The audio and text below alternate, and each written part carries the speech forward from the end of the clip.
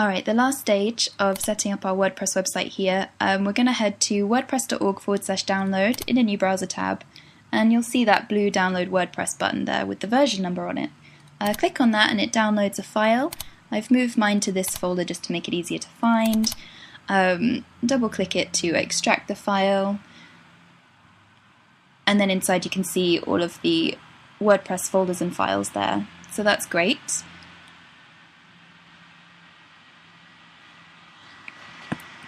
If we rename the folder that contains those files to something like my WordPress website or whatever you want to use, we then want to be moving that folder into the htdocs folder, which is within the MAMP application or within the MAMP folder, depending on whether you're on Mac or Windows. Read the article that's linked below this video if you need instructions on finding that folder.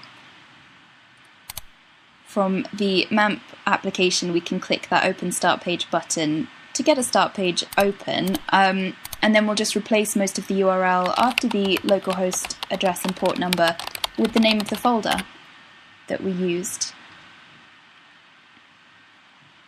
And that means we'll be taken to this initial setup screen to tell our WordPress files about the database that we created. You can see WordPress wants to know information about the database there, that's fine. On the next screen, we want to add the database name, which you might remember just now, or you can check phpMyAdmin again to get the database name.